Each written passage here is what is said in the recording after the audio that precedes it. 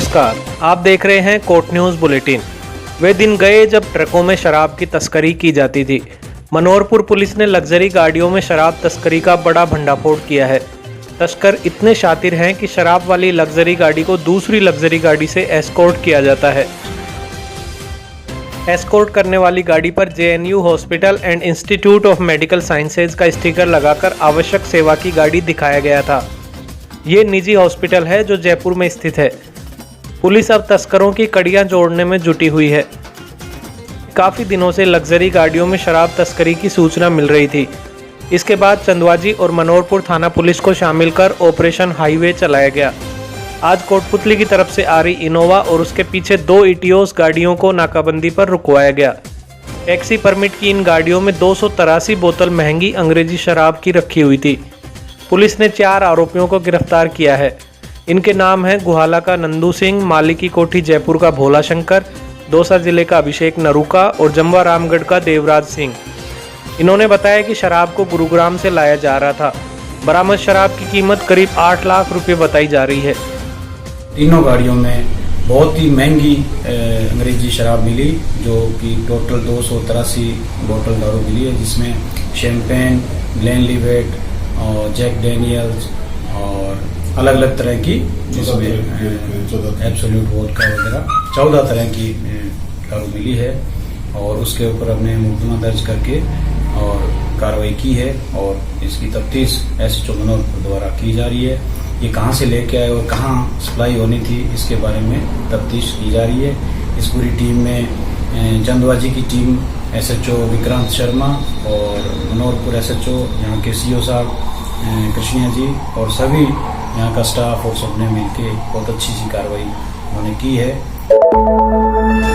BJP नेता और पूर्व मंत्री डॉक्टर रोहिताश शर्मा ने बानसूर नगरपालिका के क्षेत्र को लेकर विधायक शकुंतला रावत पर आरोप लगाए हैं। शर्मा ने कहा कि बानसूर कस्बे और इसके निकटवर्ती इलाकों को छोड़कर विधायक ने दूर के लेकिन जाति विशेष के गांवों को शामिल करा दिया।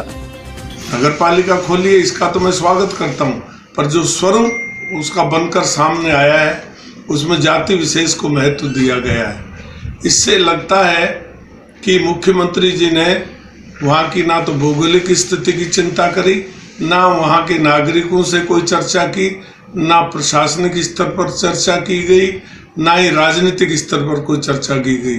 अकेले विधायक पर छोड़ दिया। और इस प्रकार से जो है हमारी नगर पालिका, जिसमें सब डिविजनल हेडक्वार्टर है, वोटों की संख्या भी बहुत ज़्यादा है, जनसंख्या भी बहुत ज़्यादा है, शिक्षा का बानसूर हब होते हुए भी 4th क्लास की श्रेणी में बानसूर को रखा गया है।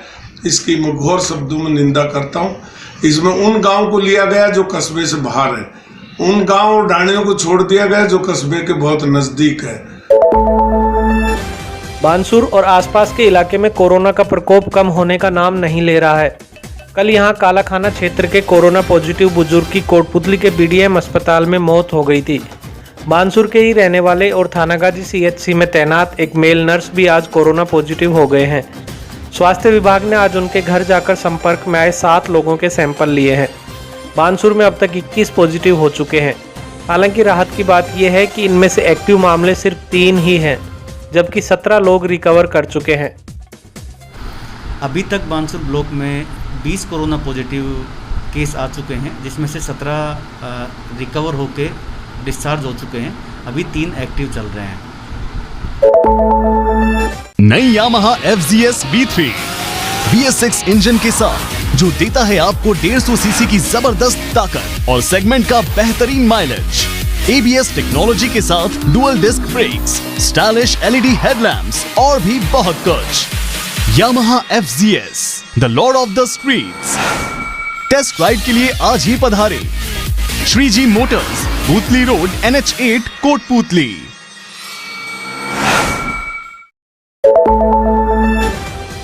अलवर जिले के नारायणी माता धाम में ग्रहण के अवसर पर हजारों भक्तों ने आस्था की डुबकी लगाई। आस्था के आगे न किसी को कोरोना का डर रहा और न ही सोशल डिस्टेंसिंग की चिंता। बड़ी बात तो ये थी कि प्रशासन की तरफ से भी कोई रोक टोक नहीं लगाई गई थी। आपको बता दें कि थानागाजी के पास टहला क्षेत्र में ये धाम पड़ता है और अमावस्या को यहाँ कुंड में स्नान के लिए भारी भीड़ उमड़ती है। आज सूर्य ग्रहण की वजह से भीड़ और ज़्यादा थी। कोट न्यूज संवाददाता सुरेश सैनी ने आज ही सरिस्का क्षेत्र में स्थित भर्तरी धाम का भी मुआयना किया। यहाँ भी सूर्य ग्रहण को देखते हुए भक्तों की भारी भीड़ उमड़ रही थी। भर्तरी बाबा के दर्शन और कुंड में स्नान के लिए लोगों का रेला सा उमड़ रहा था। सोशल डिस्टेंसिंग की पालना के लिए प्रशासन यहाँ भी लापरवाह ही नजर आया। ये क्षेत्र घने जंगलों और पहाड़ों की तलहटी में स्थित है। आज बारिश होने की वजह से मौसम भी सुहावना हो गया था। इसीलिए ग्रहण के साथ ही आज मौसम सुहावना होने की वजह से भक्तों ने पिकनिक का आनंद भी उठाया।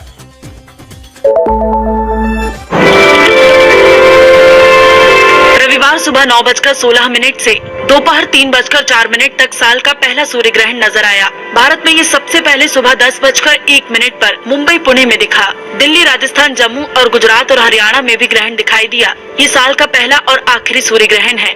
इसके बाद अगला सूर्य ग्रहण 25 अक्टूबर 2022 को भारत में दिखेगा। चंद्रमा के सूर्य को 98.6% तक ढक देने से इसकी कंगन जैसी आकृति दिखाई देती है। ज्योतिष ग्रंथों में इसे कंकणाकृति सूर्य ग्रहण कहा गया है। देश में कई जगहों पर ग्रहण खंडग्रास यानी आंशिक सूर्य ग्रहण के रूप में दिखाई दिया। भारत के अलावा इस ग्रहण को नेपाल, पाकिस्तान, सऊदी अरब, यूएई, इथियोपिया और कांगो में देखा गया। सूर्य ग्रहण को लेकर आज लोगों में भारी उत्सुकता भी रही। बच्चों ने ही नहीं, बड़ों ने भी साल के इस पहले और आखिरी सूर्य ग्रहण को देखने का मौका नहीं छोड़ा। नारेड़ा में आदित्य प्रिंस और अनामिका नाम के बच्चों ने पानी के कटोरे में सूर्य ग्रहण की कलाएं देखी।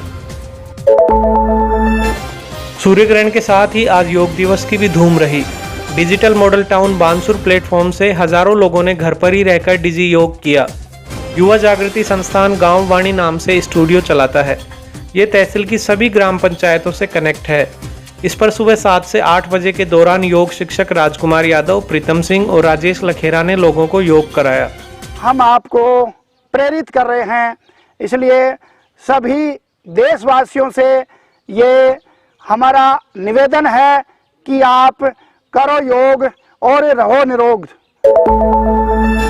कोटपुतली में भी घर घर में योग किया गया। बच्चों ने अपने बड़ों के संरक्षण में पूरी तन्मयता के साथ योग दिवस को मनाया। बच्चों ने कहा कि योग करने से कोविड-19 वायरस के खतरे को भी कम किया जा सकता है। नारेड़ा के आंगनबाड़ी केंद्र पर भी छठे अंतर्राष्ट्रीय योग दिवस को पूरे मनोयोग से मनाया गया। छोटे बच्चों ने अपने ही अंदाज में योग क्रियाएं की। पास ही के शुक्लाबास गांव में भी लोगों ने अपने अपने घरों और खेतों में योग किया। गांव चिमनपुरा में भीम मंच ने लद्दाख की गालवन वैली में शहीद हुए सैनिकों को कैंडल जलाकर श्रद्धांजलि दी। मंच के अध्यक्ष पवन कन्नौजिया ने बताया कि युवाओं ने पूरे गांव में शहीदों के जयकारे करते हुए कैंडल मार्च निकाला।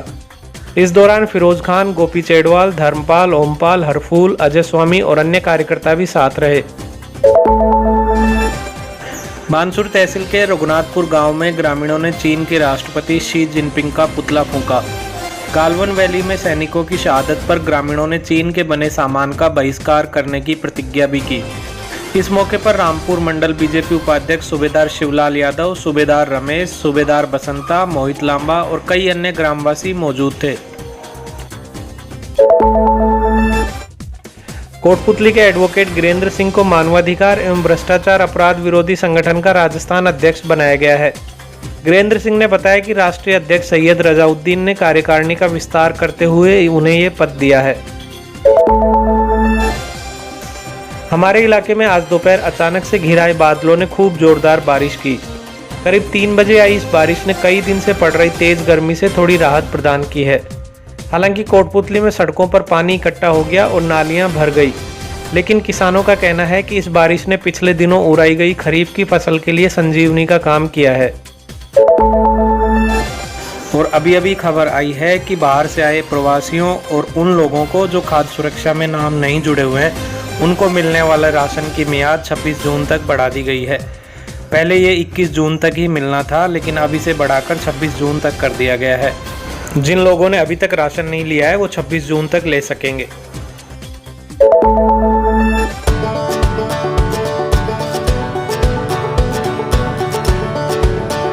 DPWS has left no stone unturned to bring to the doorstep of the learners an education cum extracurriculum package that would help them be future ready. DPWS provides world-class sports facilities like half Olympic-sized swimming pool, state-of-the-art badminton and basketball courts, skating rink. The school has GPRS-fitted buses. The school has blended learning with smart class facilities in each classroom. The music and instrumental classes have the latest technology. Children are taught guitar, congo, tabla, harmonium, and the list is endless. The art and craft classes help the children develop imagination and dexterity. The staff is highly experienced and well qualified to teach and impart knowledge to the 21st century learners.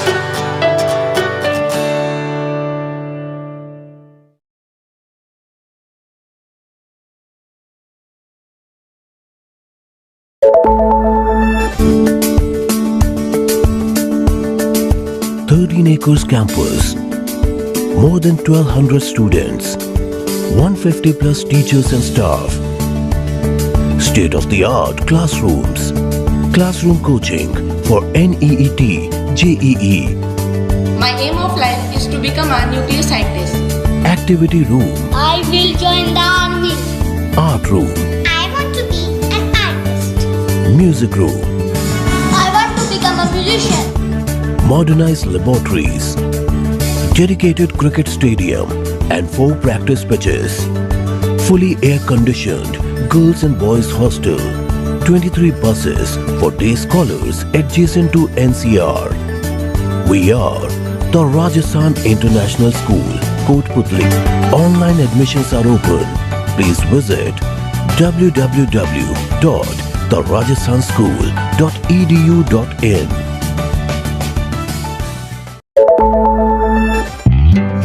ताज़ा तरीन updates के लिए हमारे Facebook page को like और follow कर लें।